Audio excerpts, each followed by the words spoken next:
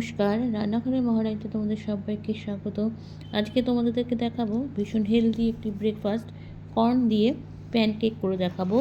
এখানে দেখো কর্নগুলোকে খুব ভালো করে কিন্তু আমি আগে একটু গরম জলে সেদ্ধ করে রেখেছি, নাহলে কিন্তু কাঁচাটা একটু রান্না করব যখন তখন কিন্তু এটা শক্ত হবে, সেজন্য একটু সেদ্ধ করে নিলে ভালো হয়। এছাড়া এর মধ্যে যা দেবো সেটা হচ্ছে একটু ক্যাপসিকাম দেবো, একটু টেস্টটা বাড়ানোর জন্য। যেহেতু প্যানকেক করব, পেঁয়াজ নিয়েছি, কাঁচা লঙ্কা নিয়েছি। আমি এখানে সব কটা কেটে নিয়েছি। কী দেবো, ক্যাপসিকাম আছে, একটু আদাও নিয়েছি, দিয়েছি লঙ্কা আর পেঁয়াজ। আচ্ছা, আমি এখানে যেহেতু ফাইন চপ করবো সেই জন্য এখন একটা চপার নিয়ে নিয়েছি। এখানে আগে সব দিয়ে দিচ্ছি, পেঁয়াজ, ক্যাপসিকাম, লঙ্কা, আদা, তার সাথে কর্নটাও দিয়ে দিয়েছি। কিন্তু এখানে একটা মানে কি বলবো, এই চপারটাকে যখন মানে টানতে গেছি সুতোটা গেছে ছিঁড়ে। আমি চাইছিলাম না মিক্সিতে করতে, মিক্সিতে করলে না একদম পেস্ট হয়ে যাচ্ছে, আর চপারে করলে একটু দানা দানা থাকতো, খেতে ভালো লাগতো। কিছু করার হচ্ছিল না, পরে আমাকে এটাকে ট্রান্সফার করতে হয়েছিল মিক্সিতে। এবার এটাকে, আর একটু দড়ি ছিঁড়ে গেলে এটা কোনো কাজে লাগে না। ব্যাস, ওটা ছিঁড়ে যাওয়াতে এবার দেখো মিক্সির জায়গায় চলে এসছে। মিক্সিতে যেহেতু এটাকে পেস্ট করব, আমি এবার এটাকে সমস্ত কিছু কিন্তু মিক্সিতে দিয়ে দিয়েছি। দিয়ে আর যখন এটাকে পেস্ট করব তখন কিন্তু জল ছাড়া করব। তার একটাই কারণ, ক্যাপসিকামও একটু জল জল, আর যেহেতু কর্নটা সেদ্ধ করেছি সেই জন্য কিন্তু ওটাও একটুখানি নরম হয়ে গেছে, সেই জন্য একদম জল ছাড়া কিন্তু এটাকে পেস্ট করে নেব। আচ্ছা, এটা দেখো আমি একদম পেস্ট করে নিয়েছি। মিক্সিতে কিন্তু ভালোই হয়েছে, তবে আরেকটু ও চপারে করলে একটু দানা দানা থাকতো, ওটা একটু খেতে ভালো লাগতো, সেই জন্য। এবার দিয়ে দিচ্ছি ধনে পাতাটা কিন্তু আমি একদম কুচিয়ে রেখেছিলাম। এবার স্বাদ অনুযায়ী যা যা এখানে ব্যবহার করতে হবে সেগুলো কিন্তু সব দেবো। আর দেখো একদম জল দিইনি, কিন্তু জল ছাড়া এটাকে বেটে নিয়েছি, পেস্ট করে নিয়েছি। এবার এখানে দিয়ে দিচ্ছি একটু সুজি। এরপর তো বাইন্ডিং করতে হবে, বাইন্ডিংয়ের জন্য কিন্তু দরকার একটু সুজি। এবার সুজি দিয়ে এটাকে আমি ভালো করে মেখে নেব, নিয়ে এটা একটু রেস্টে রাখতে হবে, কেননা সুজি যেহেতু ফুলে যায় সেজন্য কিন্তু সুজি দিয়ে মেখে এটাকে একটু রেস্টে রেখে দেবো। আচ্ছা, সুজি দিয়ে তো এখানটা ভালো করে মেখে নিয়েছি। এবার দিচ্ছি অল্প অল্প জল। আগে অল্প অল্প জল দিয়ে, খুব পাতলা কিন্তু করব না, একটু ঘন ব্যাটার টাইপের করতে হবে, যেহেতু এটাকে প্যানকেকের মতো তৈরি করব সেই জন্য। দেখো আমি অল্প অল্প জল দিয়ে কিন্তু আগে খুব ভালো করে মিশিয়ে নিচ্ছি। আর সুজি যেহেতু রাখলে ফুলে যায় কিছুক্ষণ, তখন জলটা এমনি টেনে যাবে, সেজন্য এখানে আমার যতটুকু জলের প্রয়োজন আমি কিন্তু ঠিক সেইটুকুনি অল্প অল্প পরিমাণে জল দিয়ে এটাকে মেখে কিছুক্ষণের জন্য কিন্তু আমি এটাকে ঢেকে রেস্টে রেখে দেবো। প্রায় 10-15 মিনিটের মতো রেখে দিলেই কিন্তু হয়ে যাবে। আচ্ছা, বেশ কিছুক্ষণ কিন্তু আমি রেখে দিয়েছিলাম ঢেকে। এবার এটাকে ডিশটা তুলছি, তুলে দেখো কতটা ফুলে গেছে, কতক্ষণই ছিল আর কতটা ফুলে গেছে এখানে।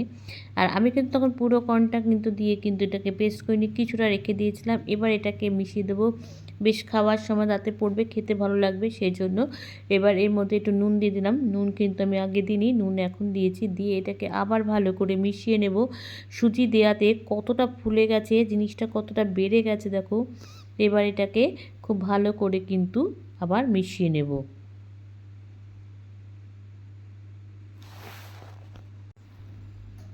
দেখো আমি এখানে একটা ফ্রাই প্যান বসিয়ে দিয়েছি ননস্টিকে। এখানে কিন্তু আমি ঘি দিচ্ছি কেন, সাদা তেলও দিতে পারো, এখানে মাখনও দেওয়া যায়, আর ঘি দিয়ে করা যায়। আমি কিন্তু ঘি দিয়েছি, তার একটি কারণ, আমার মেয়ে না এমনি ঘি খেতে চায় না, তো এরকমভাবে করে দিলে তবু একটু খায়, কিন্তু এমনি শুধু ভাতে টাতে ঘি একদম খেতে চায় না। তাই জন্য আমি এখানে কিন্তু মাখনটা ভালোবাসি, ঘি ভালোবাসে না, সেই জন্য কিন্তু আমি এখানে ঘি দিয়ে। এবার দেখো ছোট ছোট প্যানকেকের আকারে এখানে গড়ে নিয়েছি, নিয়ে এবার এটাকে কিন্তু এরকম আস্তে আস্তে অনেকগুলো, যেহেতু ফ্রাই প্যানটা বড়ো সেজন্য একটু 2-3টে করে করে একসঙ্গে কিন্তু ভেজে নেব। এবার আর খুব আস্তে, মানে ধিমে আছে, বাড়িয়ে নয় কিন্তু, তাহলে কিন্তু মানে কাঁচা থাকবে, অথচ কিন্তু দেখে মনে হবে হয়ে গেছে, অথচ ভেতরটা কিন্তু কাঁচা থাকবে। ঢেকে ঢেকে আমি কিন্তু এটা করব।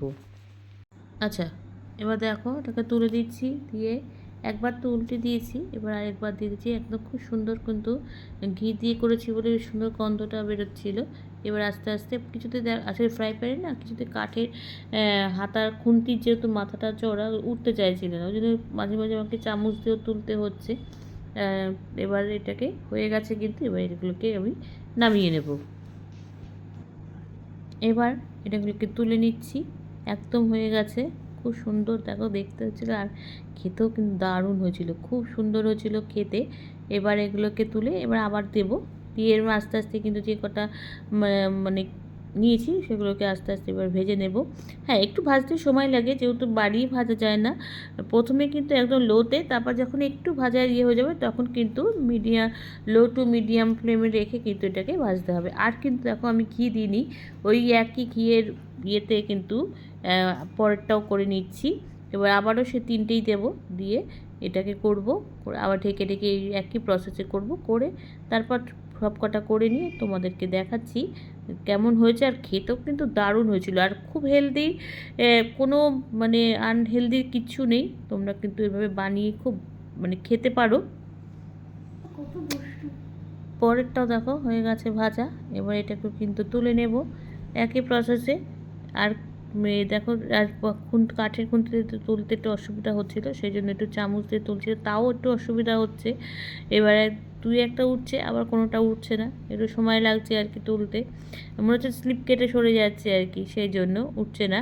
আর ভাজাটা দেখছো খুব সুন্দর, পুরো লালও হয়নি, কাঁচা নেই, বোঝাই যাচ্ছে ভেতরটা। একটু সময় নিয়ে ঢেকে ঢেকে করবে, তাহলে কিন্তু তাড়াতাড়ি হয়ে যায়। তবে এগুলো তো সুবিধা আছে, বসে দিয়ে অন্য কাজও কিন্তু করা যায়, পাশে অন্য রান্নাও কিন্তু আমি করছি, আর তার পাশে এগুলোকে ভেজে নিচ্ছি। এবার এটাকে এইভাবে তুলে নেব, নইলে আর উঠছে না। এইটা কিন্তু আমার উঠে গেছে খুন্তিতে,